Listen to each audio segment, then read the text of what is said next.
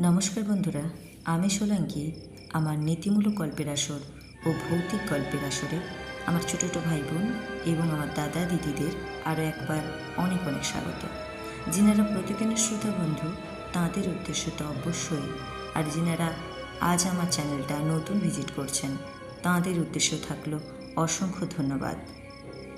যিনারা নতুন তাঁদের উদ্দেশ্য বলবো, আজকের গল্পটা যদি আপনাদের ভালো লেগে থাকে তাহলে অবশ্যই আমার পাশে থাকবেন এবং আমার পাশে থাকার জন্য আমার চ্যানেলটাকে সাবস্ক্রাইব করে পাশে থাকা বেল আইকন প্রেস করে অল নোটিফিকেশান করে দেবেন। তাহলে আমি যখনই যেইরূপ গল্প নিয়ে উপস্থিত হব সেগুলো আপনাদের ফোনে নোটিফিকেশান আকারে চলে যাবে।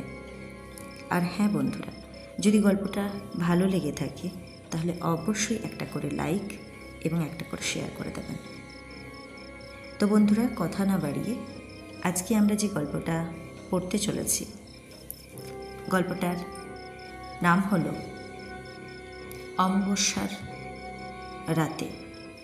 লিখেছেন স্বপন সেনগুপ্ত।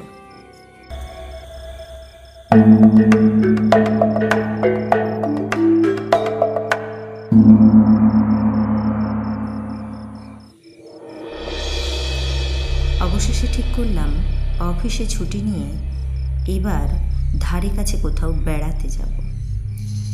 ঘনিষ্ঠ বন্ধু নৃপেনকে আমার একান্ত ইচ্ছার কথাটা জানালাম।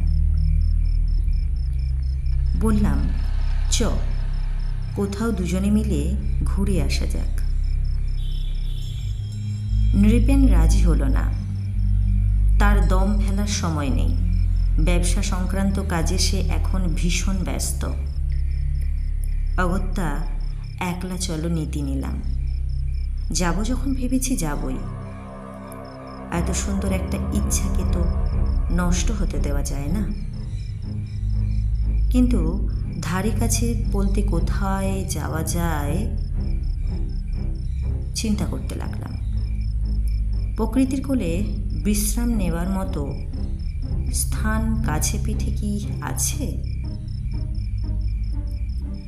নৃপেন বলল, কেন, আমাদের নাকের ডগায় দেওঘর, ভারী মনোরম জায়গা। আমি তো বারদই গেছি।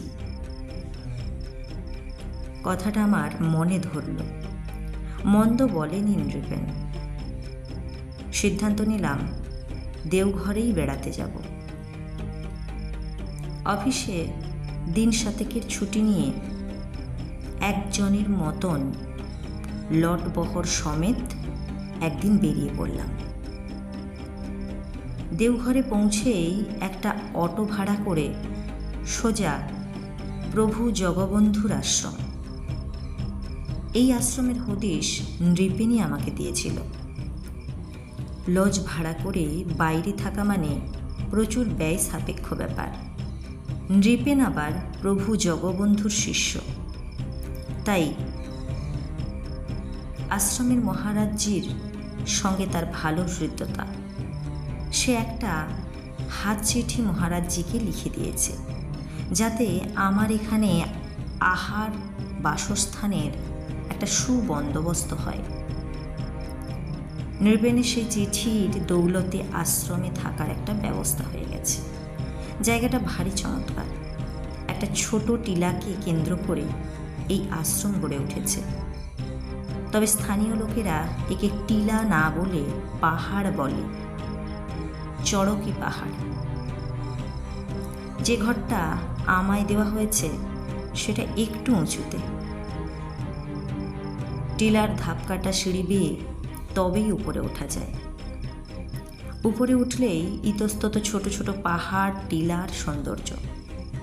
অদূরে তপবন পাহাড়ের মনোরম হাতছানি। মোহিত হয়ে শুধু তাকিয়েই থাকতে ইচ্ছে করে। এত নিকটে যখন পাহাড়টা, ভাবলাম কাল বিকেলে একবার হাঁটতে হাঁটতে ঘুরে আসব। আমি আসার সময় সঙ্গে করে কিছু পত্র পত্রিকা নিয়ে এসেছিলাম। সেগুলো উল্টে পাল্টে সন্ধ্যের সময় দেখছিলাম। এমন সময় দরজায় মৃদু কড়া নাড়ার শব্দ। দরজা খুলতেই সামনে একজন অপরিচিত লোক, উস্কো খুস্কো, মলিন বেশ, গায়ের রং এমন মিশমিশে কালো যে অন্ধকারে প্রায় বোঝাই যায় না। খ্যাড়খ্যাড়ে কণ্ঠে সে বলল, বাবু সাহেব, হামারা নাম বদ্রী প্রসাদ। আমার টাঙ্গা আছে আশ্রমের কাছে, जो হরিজন বস্তি আছে ওখানে আমি থাকি। তো আপনার টাঙ্গা লাগবে? দুপুরে একজন ট্যাক্সিওয়ালার সঙ্গে আমার পাকা কথা হয়েছিল, তাই বললাম কাল সকালে ট্যাক্সি করে দেওঘর ঘুরব ঠিক করেছি। আজ বিকেলের দিকে ভাবছি তপন পাহাড় পায়দল যাব। বদ্রীপ্রসাদ আমার কথায় চমকে উঠল যেন। না বাবুজি, বিকালে পায়দল তপবনের দিকে যাবেন না, কাল অমাবস্যা। অমাবস্যা তো কি হয়েছে? সূরজ ডুবে গেলে টুলিয়া কবরস্থান জেগে উঠবে, মুসিবতে পড়ে যাবেন। হাসতে হাসতে বললাম, আমি তো পাহাড়ে যাব, কবরস্থানের প্রশ্ন আসছে কি করে? তাছাড়া এসব কথাবার্তার কোনো যুক্তি নেই, যত সব আজগুবি। তবু বদ্রীপ্রসাদ বলতে থাকলো, সচ বাত বলছি, মুসিবতে পড়ে যাবেন। যাবেন না বাবুজি, যাবেন না। কণ্ঠে তার আকুতির সুর স্পষ্ট।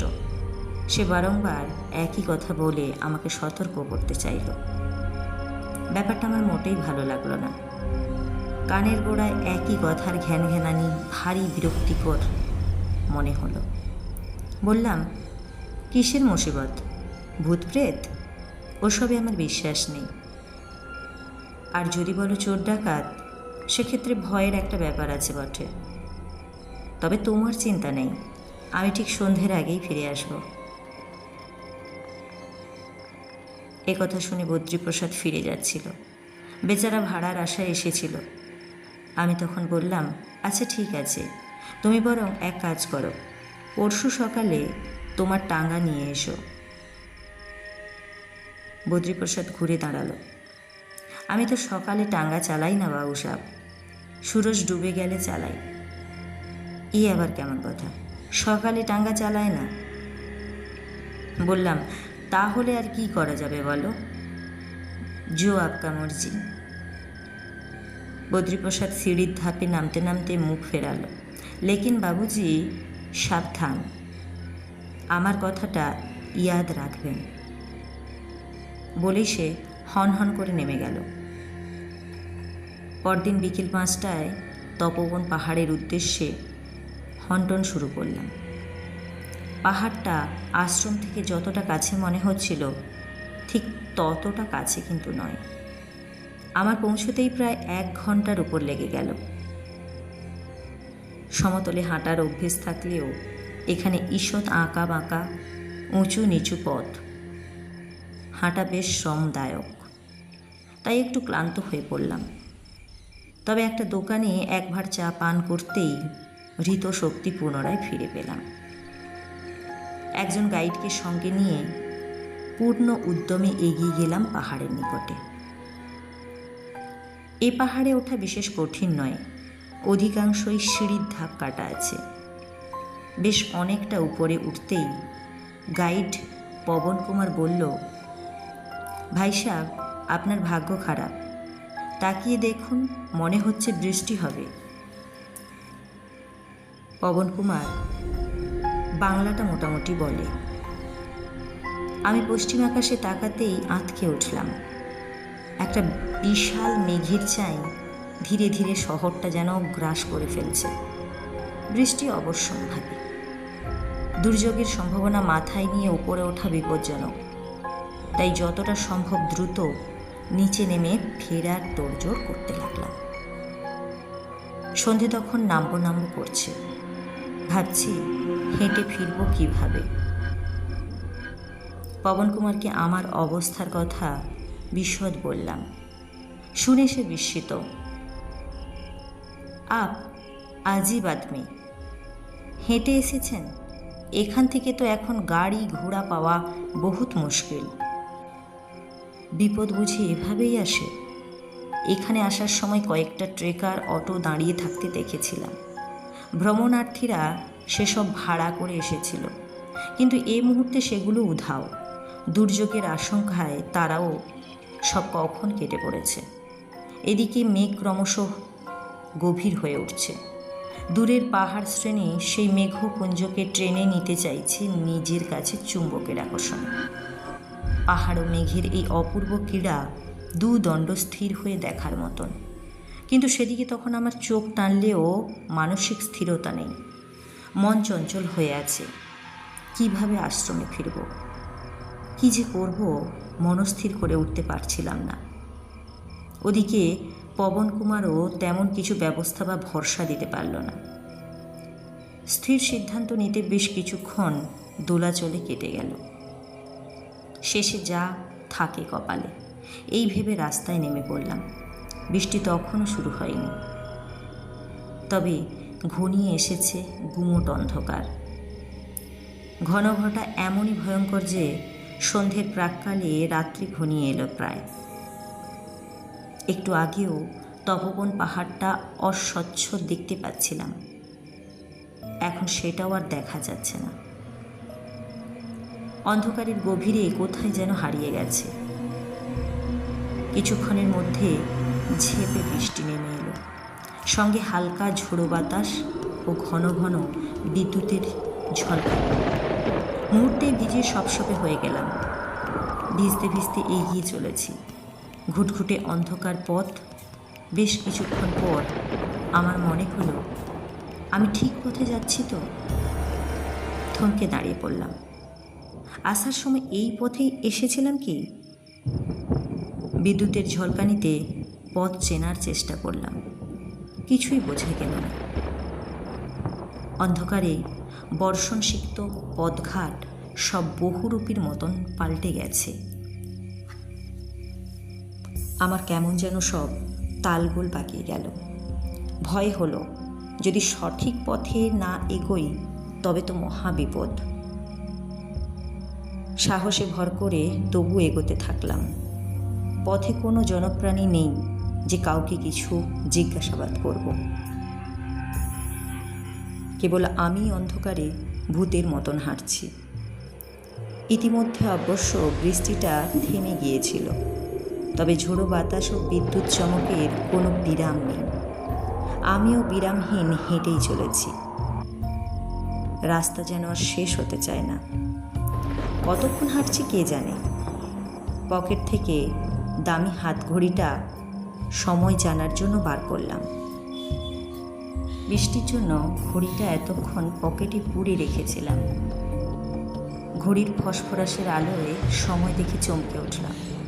8টা বাজে, তার মানে 1.5 ঘন্টা ধরে হাঁটছি। এতক্ষণ তো আশ্রমে পৌঁছে যাওয়া উচিত ছিল, কিন্তু কোথায় আশ্রম? তার তো কোনো চিহ্নই দেখা যাচ্ছে না। শুধু যেদিকে তাকাই হা হা করছে অন্ধকার।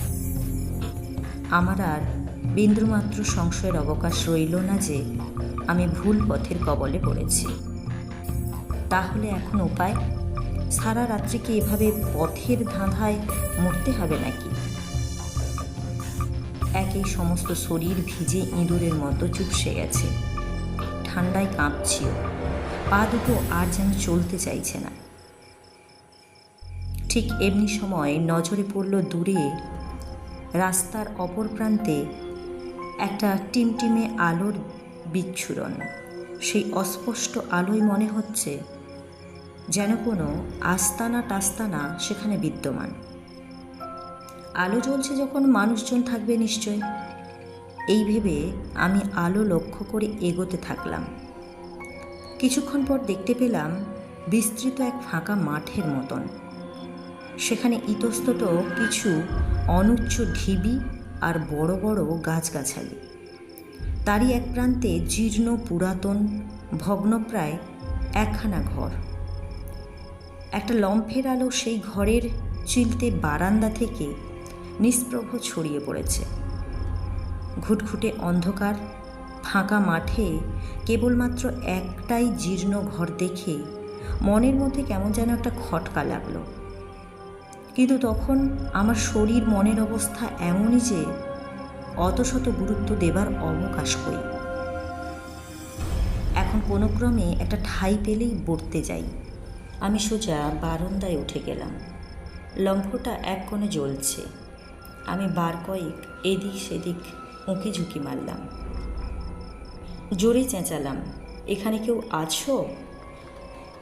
প্রত্যুত্তরে কতগুলো চামচিকির ডানা ঝটকানোর শব্দ শোনা গেল মাত্র। চারিদিক শুনশান, কোনো মনুষ্য প্রাণীর সাড়া পেলাম না। ক্লান্তিতে আমার সারা শরীর ঝিমিয়ে আসছিল। আর দাঁড়িয়ে থাকতে পারলাম না। তাই সমস্ত ক্লান্তি উজাড় করে ভাঙা বারান্দার উপরেই বসে পড়লাম।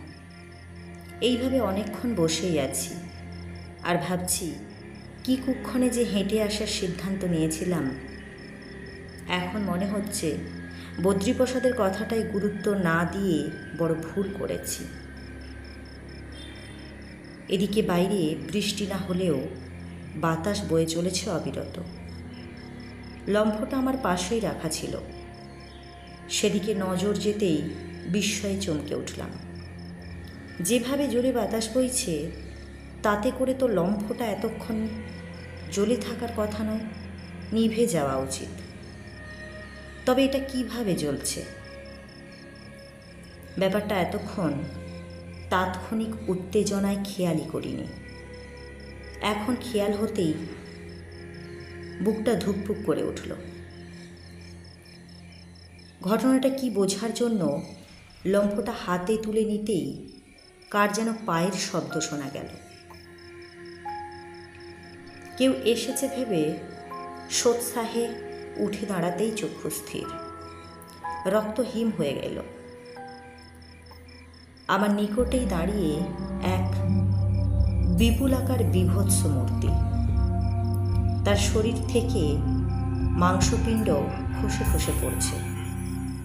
ক্ষতবিক্ষত মুখাবয়ব, চোখ মুখ নিচের দিকে ঝুলে পড়েছে। শরীরময় অসংখ্য কীট গলিত দেহে কিলবিল করছে। চারিদিকে ছড়িয়ে পড়ছে উৎকট দুর্গন্ধ। উফ, কি নারকীয় দৃশ্য! মুহূর্তের আকস্মিকতায় আমি নিদারুণ আতঙ্কে শিউরে উঠলাম। বারান্দা থেকে নেমে এলাম ভয়ার্ত আর্তনাদে। তারপর আতঙ্কের বিহ্বলতায় দিক বিদিক জ্ঞানশূন্য হয়ে লাগালাম প্রাণপণে দৌড়। খানা খন্দ জল কাদা পেরিয়ে প্রাণ ভয়ে দৌড়াচ্ছি। কতবার যে হোঁচট খেলাম, তবু উঠে দাঁড়িয়ে আবার দৌড়চ্ছি। এইভাবে দৌড়তে দৌড়তে একটা বড় গাছের তলায় দাঁড়িয়ে প্রচণ্ড হাঁপাতে থাকলাম। শ্বাস নিতে কষ্ট হচ্ছিল। চলারও আর কোনো শক্তি রইল না। মনে হচ্ছিল ওইখানেই বোধহয় সংজ্ঞাহীন লুটিয়ে পড়ব। ভয়ে অবসন্নে গাছের গুড়িকেই আঁকড়ে ধরে আত্মরক্ষা করতে চাইলাম। ঠিক সেই সন্ধিক্ষণে অকস্মাৎ বাতাসে ভেসে এলো ঠুন ঠুন ঠুন ঠুন শব্দ। আমি উৎকর্ণ হয়ে উঠলাম। টাঙ্গার শব্দ না? শরীরের সমস্ত শক্তি উজাড় করে চিৎকার করে উঠলাম, কে কোথায় আছো? আমাকে বাঁচাও, বাঁচাও! ক্রমশ সেই ঠুন ঠুন শব্দ আমার নিকটে এসে থেমে গেল। মুহূর্তের বিদ্যুৎ চমকে দেখতে পেলাম সম্মুখে একটা টাঙ্গা দাঁড়িয়ে। বাবু সাহেব, আপ ইস কবরথান মে? টাঙ্গাওয়াল খ্যাড়খ্যাড়ে কণ্ঠ শোনা গেল। চোখেতে মনে পড়ে গেল বদ্রীপ্রসাদের কথা। ক্ষীণস্বরে বললাম, কে? বদ্রীপ্রসাদ? হ্যাঁ, বদ্রীপ্রসাদ। বদ্রীপ্রসাদ এ নাম শোনা মাত্রই দ্বিতীয় যেন জীবন ফিরে পেলাম আমি কাল বিলম্ব না করে সোজা তার টাঙ্গায় চড়ে বসলাম। আশ্রমে যখন ফিরলাম তখন বেশ রাত। গিয়ে দেখি মহারাজজি আমার জন্য উদ্গ্রীব হয়ে জেগে বসে আছেন। থমথমে মুখ কিছুটা রাগান্বিতও মনে হলো। আমি তাকে সমস্ত ঘটনা ধীরে ধীরে বললাম। শুনে তিনি কিছুক্ষণ উদাস হয়ে রইলেন। তারপর আমার দিকে চেয়ে স্থির কণ্ঠে বললেন, আপনার ভাগ্য ভালো, এই যাত্রায় বেঁচে ফিরেছেন। আর যার জন্য ফিরলেন সেই বদ্রীপ্রসাদ কোনোদিনও কারো ক্ষতি করেনি, বরাবর সকলেরই ভালোই করতে চেয়েছে। কিন্তু দুঃখের বিষয় কি জানেন, বদ্রীপ্রসাদ আর ইহজগতে নেই।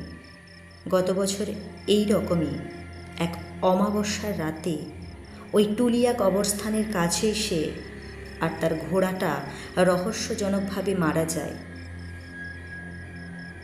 কথাগুলো বলেই মহারাজজি ধীর পদক্ষেপে বিদায় নিলেন। আমি একাকী স্তম্ভিত বসে রইলাম। রাত্রি কত হলো কেই বা জানে।